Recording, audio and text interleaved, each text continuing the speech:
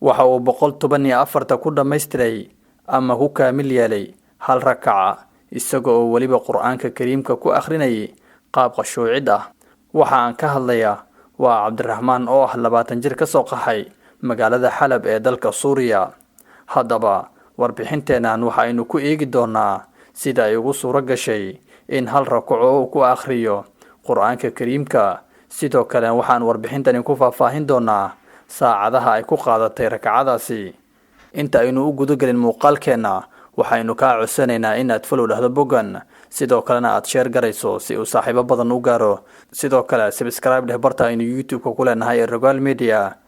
ku soo dhawow muuqaalkeena oo faahfaahsan. شاب ختم القرآن كاملا في ركعة واحدة، وهو عبد الرحمن نبهان في العشرينات من العمر، سوري من حلب مقيم في تركيا. كان قد حاول سابقا ختم القرآن في ركعة واحدة لكنه لم يستطع، قرأ فقط 15 جزءا أي 30 حزبا. عبد الرحمن waa wiil ka soo qaxay dalka Suuriya, gaar ahaan magaalada Xalab oo ah magaalo taariikhi ah oo sidoo kalena leh xadaaro islaami ah. Cabdiraxmaan ayaa dhammaystiray quraanka kariimka hal rakaca oo ah rakacada witirka, taasoo la micno ah in 30 juz ama 240 rubuc 6236 aayadood uu dhammaystiray, iyadoo ay ku qaadatay saacado gaaraya 7 saacadood sida uu ku sharaxay bartiisa YouTube-ka.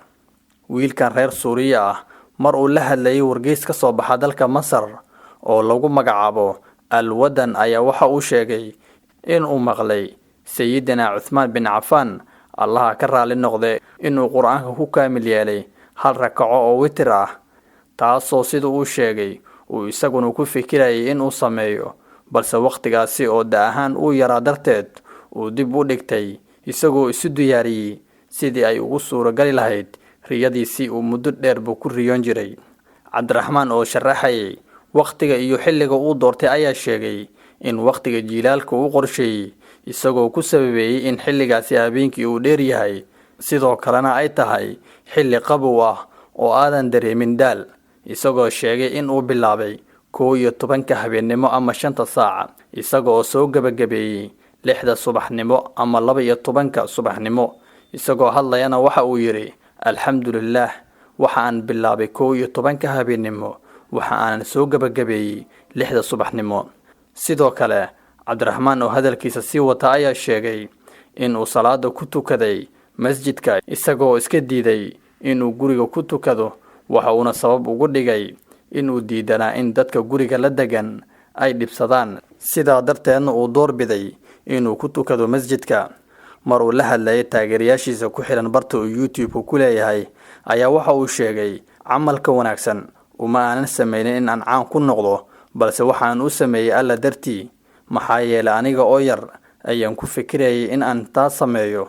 isagoo hadalkiisa sii watana waxa uu yiri haddii aad camal u samayso inaad caan ku noqoto waa aad daashay, waqtina waa ka lumay, haddana wax ajir ah kama helin oo aakhiro waxba kuma jiraan. Cabdiraxmaan oo quraanka ku dhammaystiray 7 saacadood ayaa waxa uu qaxooti ahaan ugu nool yahay dalka Turkiga, gaar ahaan magaalada Konya, isagoo kulliyadda cilmi nafsiga ka diyaariya shahaadada heerka koowaad ee jaamacadda, gaar ahaan jaamacadda Konya. arrintani ayaa noqotay mid soo jiidata indhaha caalamka islaamiga ah, gaar ahaan culimada iyo warbaahinada islaamiga ah, iyadoo Cabdiraxmaan loo aqoonsaday mid ka mid ah kuwii ugu fiicnaa jiilkiisa. ilaahay ajir ha ka siiyay Cabdiraxmaan ayaa noqday taariikhdan casriga ah qof quraanka ku dhammaystira hal rakaco. guud ahaan halkaas ayaan ku soo afmeeraynaa warbixinteenii aynu uga hadlaynay wiilkii reer Suuriya ee quraanka ku dhammaystira hal rakaco, taasi oo ku qaadatay 7 saacadood.